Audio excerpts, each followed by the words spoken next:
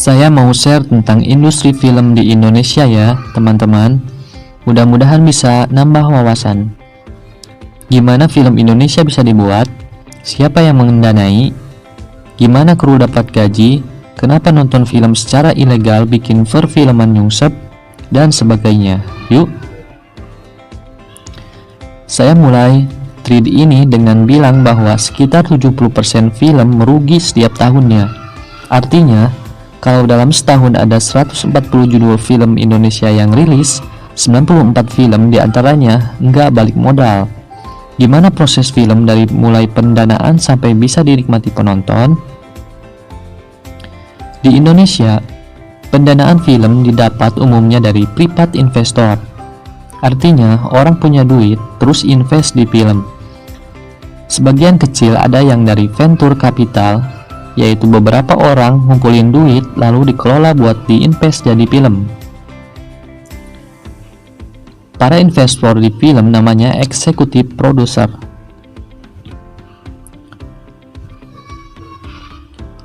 Film bisa terjadi dengan dua cara. Satu, sineas. Biasanya sutradara, produser, penulis, punya project, lalu cari dana ke private investor, PI, atau venture capital, PC, atau perusahaan film, PH, yang duitnya bisa PI atau PC atau keduanya. 2. PH, manggil sineas untuk ngerjain project film mereka. Kru film, semua orang di belakang kamera. Pemain film, semua di depan kamera. Bisa punya pekerjaan dan penghasilan karena ada project film yang jalan. Film adalah produk yang unik karena terjadi bukan hanya karena orang ingin dapat uang, tapi juga ingin berkarya. Siapa yang berkarya dalam sebuah produksi film? Semua kru dan film yang terlibat. Kru yang tugasnya ngotorin dinding yang baru dicat supaya terlihat seperti dinding rumah yang sudah lama dihuni saja termasuk berkarya, bermain dengan estetika.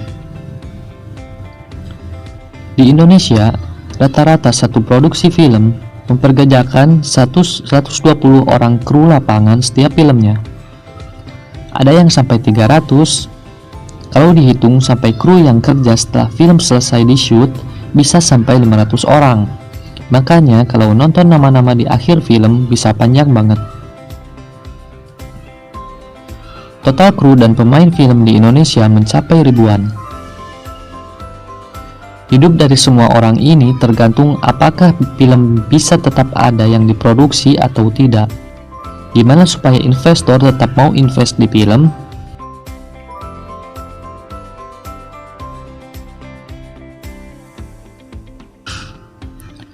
Seperti yang saya bilang di awal, 70% film merugi. Kenapa terus ada yang buat? Karena biasanya perusahaan film setahun bikin beberapa film, disebut slate. Mungkin bikin 5, lalu 4 rugi, tapi 1 untung dan bisa nutup kerugian yang lain. Gimana perusahaan film bisa balik modal setelah bikin film? Ibaratkan ada orang bikin kue, setelah kuenya jadi, kuenya dijual. Bisa dijual langsung, bisa titip ke warung tetangga, dan sebagainya. Untuk film, ini disebut pendistribusian film, bisa ke bioskop, bisa ke home videos seperti DVD, Blu-ray, bisa juga ke video on demand, VOD seperti Netflix, iFlix, GoPlay, dan sebagainya. Saat ini, bisnis home video seperti DVD sudah mati total. Jadi orang-orang yang kerja di perusahaan DVD udah nggak ada lagi. Kenapa? Karena pembajakan. Ada yang bilang bisnis DVD mati karena VOD seperti Netflix udah lebih diminati. Mungkin benar, tapi di Amerika, Eropa, misalnya DVD, Blu-ray, bisnisnya masih jalan. Di kita sudah mati karena perusahaannya rugi terus. Orang lebih suka beli bajakan. Jadi di Indonesia, perusahaan film cuma bisa mengandalkan muter film mereka di bioskop dengan sistem bagi hasil 50-50 dengan pemilik bioskop setelah dipotong biaya promosi bersama dan pajak. dan dijual ke VOD streaming seperti Netflix, iFlix, GoPlay, dan sebagainya. Kenapa satu perusahaan film-filmnya bisa mencar-mencar, satu dirilis di Netflix, satu dirilis di GoPlay, satu di video, dan lain-lain? Karena setiap film berbeda penawaran dan harga yang diajukan VOD streaming. Satu mungkin video gak mau dibeli, tapi GoPlay mau dibeli. Judul A streaming platform X mau beli, tapi harganya murah banget. Sementara GoPlay mau beli, harganya lebih tinggi. Tentunya perusahaan film jual ke yang lebih tinggi buat balik modal. Jadi bukan sengaja bikin hidup penonton susah karena filmnya mencar-mencar di streaming VOD. Kehadiran streaming platform legal membantu perusahaan film balik modal selain bioskop. Dulu ada VCD dan DVD, tapi kan sekarang udah mati kan karena pembajakan. Gimana streaming platform seperti video, Netflix, GoPlay bisa terus bertahan? Kalau orang yang subscribe bisa nutup biaya operasional dan biaya produksi kalau mereka juga bikin konten sebut original. Jadi, uang yang teman-teman bayar untuk langganan untuk iFlix, Piu, GoPlay itu adalah supaya streaming platform tetap bisa beroperasi dan beli film dari perusahaan film biar mereka tetap bisa berproduksi dan menggaji kru serta pemain film. Ini langsung. Dampak pembajakan film. Secara ekonomi, ketersediaan film di situs bajakan atau toko bajakan mengurangi penonton yang membayar. Keuntungan yang dihasilkan pembajak baik uang langsung ataupun karena trafik banyak orang yang kunjungi situsnya, itu larinya bukan ke pembuat film tapi ke pembajak. Kalau kalian suka nonton film dan cinta film, bantu perusahaan film untuk bisa bikin film terus, untuk bisa memperkerjakan kru dan pemain film. Jadi paying customers. Hanya dengan cara ini, industri film Indonesia bisa berlangsung terus. Tiap ada film yang diupload secara ilegal ke YouTube, Facebook, kami selalu lapor. Tapi tentunya hilang lalu muncul lagi. Situs-situs ilegal juga diblokir satu, tumbuh beberapa lagi. Ini adalah ketukan dari anugerah internet. Kalau kalian cinta film, bantu film supaya tetap bisa dibuat.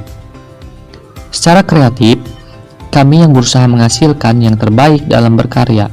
Dari mulai sutradara sampai anak tim artistik yang memastikan dindingnya kayak dinding rumah yang sudah lama dihuni, ingin terus bisa berkarya. Ini bukan romantisasi, ini logika sederhana. Apalagi pasar film di Indonesia cuma di Indonesia.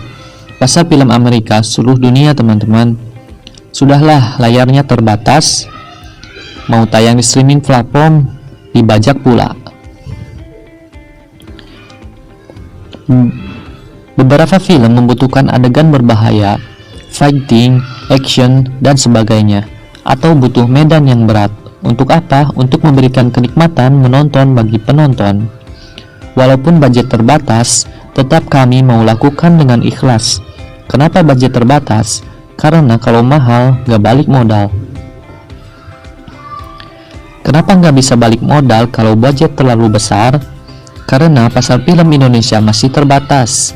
Banyak yang nonton tanpa mau membayar. Di daerah kalian nggak ada bioskop, nggak punya duit langganan streaming.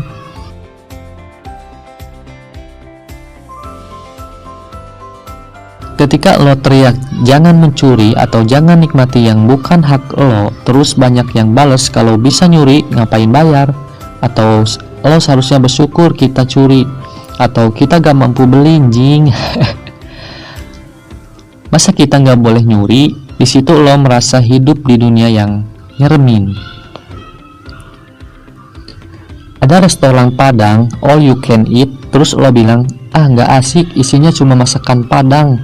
Gue mau di situ ada masakan Sunda juga, baru gue mau bayar. Terus lo milih makan di restoran yang isinya masakan Padang, Sunda, dan lain-lain yang dicuri dari restoran-restoran tadi. Kru pemain film kerjanya nggak glamor. Jam 3 pagi bangun, Jam 4 mulai syuting, masuk hutan, adegan berbahaya, makan debu, jatuh kecapean, masuk rumah sakit, semua kerja keras demi karya. Lalu kalian curi hasil kerja kami, kalian bajak dengan ketawa-ketawa. Di mana kemanusiaan kalian? Pekerjaan kru dan pemain film kadang penuh resiko, sama halnya dengan banyak profesi lain. Bukan berarti dieksploitasi.